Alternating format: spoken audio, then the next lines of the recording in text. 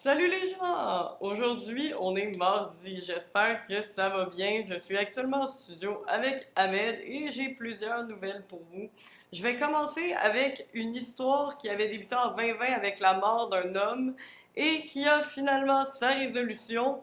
Également du premier festival de drag queen à Montréal qui va avoir lieu prochainement pour ensuite vous expliquer qu'est-ce qui se passe avec Beyoncé et les lyrics d'une de ses chansons qui sème la controverse, pour terminer avec des nouvelles concernant un pensionnat chrétien en Saskatchewan qui fait beaucoup jaser depuis les allégations d'anciens élèves qui l'ont fréquenté. Et toi, Ahmed, de quoi vas-tu nous parler aujourd'hui? Aujourd'hui, je vais vous parler du championnat mondial de hockey junior qui va se passer vers la fin de ce mois. Ensuite, je vais vous parler de Alfonso Davis qui a fait un acte vraiment gentil pour se préparer pour la Coupe du Monde 2022. Et je vous parle de Kirill Kaprizov qui est de retour en terre américaine. On vous revient après la pause. Depuis Laval, Québec, bienvenue sur Groove Station Canada TV. Musique, culture, sport, actualité, ça se passe ici. Groove Station Canada TV, c'est votre TV.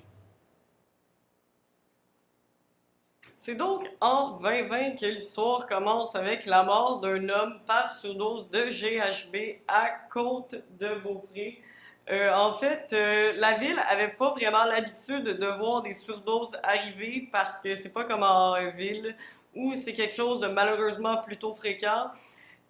Mais après la mort de cet homme-là, il y a eu plusieurs morts qui ont suivi par la même consommation de GHB, qui est consommée volontairement dans ce cas-ci. Et c'est avec l'aide de deux clients de la personne qui aurait vendu ce mauvais GHB que la sécurité du Québec a réussi à retrouver la personne coupable qui vendait ce produit dangereux à ses consommateurs. Et c'est Laetitia Marié, qui était en fait une femme de 38 ans, qui se chargeait de distribuer cette substance dans le coin de Côte-de-Beaupré. C'est une histoire qui prouve encore une fois que c'est peut-être mieux quand on sait qu'il y a un produit dangereux qui pourrait créer plusieurs drames, de dénoncer si on sait d'où il vient plutôt que de laisser faire les tragédies qui pourraient en suivre. Donc, le procès a commencé hier. Elle a dit qu'elle était coupable de ce trafic. Et nous en saurons probablement plus sur la suite de cette affaire éventuellement, si elle va avoir des conséquences relatives à ce qui s'est passé ou pas. Donc, deuxième nouvelle, il va y avoir une convention de drag queen à Montréal, la première pour notre ville de Montréal au Québec. En fait, ça a été annoncé par Michel Dorion, qui est un des plus grands drag queens au Québec. Ça va être inspiré du RuPaul's Drag Con, donc convention, spectacle de performance, également rencontre entre les fans et les artistes sont à prévoir. C'est en 2023 que l'événement va avoir lieu et ça sera le 27 et 28 mai 2023. Nous en saurons plus au cours de l'année, mais c'est une nouvelle qui est quand même pertinente à savoir lors du festival Fierté Montréal. Donc, Beyoncé est en ce moment au centre d'une controverse parce qu'elle a sorti son album Renaissance vendredi et certains lyrics de ses chansons posent problème. En fait, c'est la phrase Spazzing on my ass qui pose problème parce que, selon certains, ça serait une phrase capacitiste puisque spaz peut faire référence comme terme médical au fait d'être spasmodique, c'est-à-dire de souffrir d'une maladie qui provoque des spasmes involontaires. Les attachés de presse et l'équipe de l'artiste se sont empressés pour s'exprimer sur le sujet suite aux commentaires reçus sur le web. Et les lyrics de la chanson vont être à l'avenir changés lorsque la chanteuse les chantera, pour ne pas affecter les personnes handicapées, puisqu'elle l'affirme, ce n'était pas dans le but de les opprimer ou de les blesser qu'elle utilisait ce terme, mais plutôt à titre d'expression. Pour terminer, il y a un pensionnat en Saskatchewan chrétien qui est au centre d'une enquête en ce moment. Les anciens élèves demandent même que les subventions qui sont envoyées au pensionnat depuis maintenant 10 ans cessent jusqu'à la fin de l'enquête. Qu'est-ce qui se passe en fait? C'est qu'il y a plusieurs événements qui seraient passés en début 2000 qui n'était absolument pas légal. Il y avait de la maltraitance envers les enfants, des châtiments corporels lorsqu'ils parlaient et que ce n'était pas permis. Également, un des anciens élèves parle d'un exorcisme dans le but de lui faire une thérapie de conversion. C'est quand même des très grandes allégations. L'école, en fait, c'est la Legacy Christian Academy.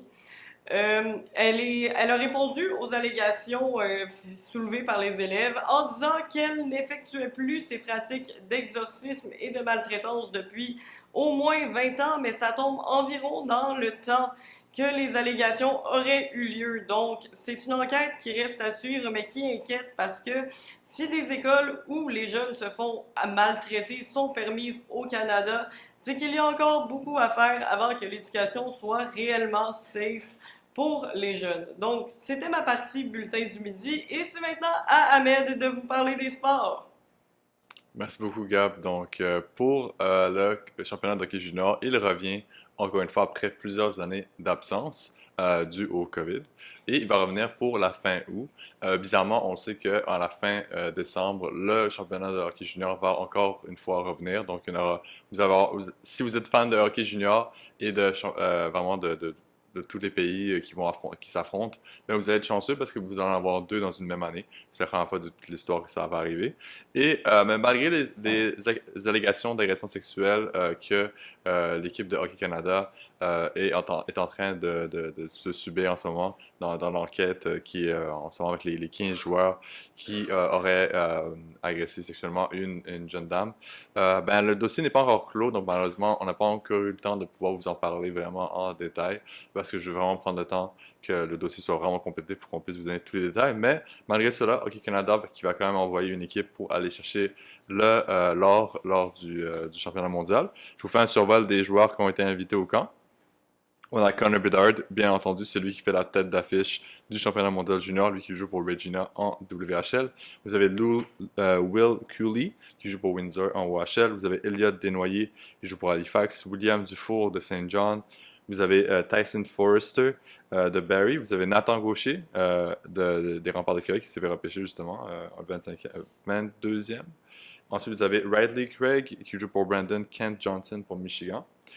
Et ensuite, vous avez aussi Riley Kidney, vous avez Mason McTavish, Zach Ostachuk, Brandon Ottman, Joshua Roy, qui est un espoir du Canadien de Montréal, et Logan Stankoven pour les attaquants. Ensuite, en défense, vous avez Lucas Cormier, Damon Hunt, Carson Lambos, Ryan O'Rourke, Donovan Sebringo, Ronan Seeley, Jack Thompson et Olin Zellweger. Et pour les trois gardiens de but qui ont été invités au camp, vous avez Brett Brochu, Sébastien Cossa et Dylan Guerin. Donc pour le championnat mondial junior, pour le Canada, ils vont essayer de chercher de l'or à 2 reprises, donc à la fin de ce mois ainsi qu'en décembre. Et on va voir, on sait que Shane Wright n'a pas été, en fait, il est déjà à son compte de développement avec les Kraken de Seattle, donc on sait que les Kraken vont sûrement, bien évidemment, envoyer Shane Wright directement dans leur line-up. Il n'a pas été invité pour le camp, mais ça se peut qu'il pourrait aller en décembre. Donc pour Hockey Canada, ils ont la chance de pouvoir gagner 2 fois cette année. Ensuite, on passe à Kirill Kaprizov, qu'on sait depuis les dernières semaines, tente de revenir au pays, tente de revenir aux États-Unis pour rejoindre son équipe du Wild du Minnesota. Il a été refusé 2 fois son entrée aux États-Unis par les autorités russes, qui voulaient même l'arrêter pour avoir falsifié des papiers qu'il aurait participé déjà à son service militaire. Mais pour Kirill Kaprizov, il a pu se rendre en Turquie pour prendre un avion vers les États-Unis. Donc maintenant, il est en terre américaine en sûreté et il va pouvoir rejoindre son équipe. On sait que pour les joueurs russes en ce moment, il y a un petit problème avec le fait de revenir au pays. Ivan Fedotov, qui est un gardien de but prospect pour les Flyers de Philadelphie, lui qui, juste après avoir signé son contrat professionnel et voulant se rendre aux États-Unis, a été refusé de l'entrée vers les États-Unis par les autorités russes et avait été enfermé pour avoir essayé de skip son service militaire qui est obligatoire en Russie. Lui qui a été envoyé en Sibérie, a pris malheureusement une maladie, a été très très très malade. Et pour l'instant, ben, comme on le sait, en Russie, ben, pas beaucoup de nouvelles qui nous ont été données par rapport à Fedotov, son état de santé en ce moment. Donc ça se peut qu'il soit mort. On ne le sait pas parce que les autorités ne vont jamais nous le dire. Ensuite, on passe à une nouvelle un peu moins tragique. Alphonso Davies, lui a fait un discours cette semaine par rapport à son implication dans la communauté canadienne, ainsi que son amour pour le pays. Lui qui est un natif du Ghana, qui est arrivé au Canada avec sa famille, et maintenant, que lui a la citoyenneté canadienne, a décidé de prendre la sélection canadienne en tant que sa sélection de choix pour jouer en sélection. Mais pour lui, il a décidé de prendre le cachet qu'il va gagner à la Coupe du Monde 2022 et le donner à des œuvres de charité. Donc, il ne gagnera rien de l'argent qui va être déversé aux joueurs qui participent à la Coupe du Monde. On sait que le Canada qui va jouer en Coupe du Monde 2022 au Qatar, son groupe qui va être avec la Belgique, le Maroc et la Croatie. Donc on espère que notre équipe canadienne va pouvoir faire le plus qu'ils peuvent et qu'Alphonso Davies va pouvoir aller le plus loin possible pour que son cachet soit le plus haut possible. Dernièrement, aujourd'hui, c'était ma dernière journée pour le bulletin du midi avec Groupe Station Canada. Donc, merci beaucoup d'avoir suivi ces segments sportifs durant les dernières semaines, durant les 5 dernières semaines. C'était vraiment le fun. Merci beaucoup de nous avoir suivis, de nous avoir supportés durant dans les derniers mois. Merci beaucoup à mes collègues Gabriel, à Julia, à Manez, à nos producteurs, Louisano, à Roro, tout ça. Donc, et merci beaucoup aussi à vous, les gens à la maison qui nous ont écoutés depuis les dernières semaines. C'était vraiment le fun. Donc, si c'était la fin, merci beaucoup de nous avoir suivis. Puis, c'est bien qu'un au revoir pour cela. Donc, si vous avez apprécié cette vidéo, laissez un j'aime, partagez avec tous vos amis pour qu'on puisse continuer nos bulletins de nouvelles pour encore plusieurs années. Et aussi, abonnez-vous à nos vidéos pour voir notre futur avec Gros Station Canada. Passez une très belle fin de journée. Depuis Laval, Québec, bienvenue sur Groove Station Canada TV. Musique, culture, sport, actualité, ça se passe ici.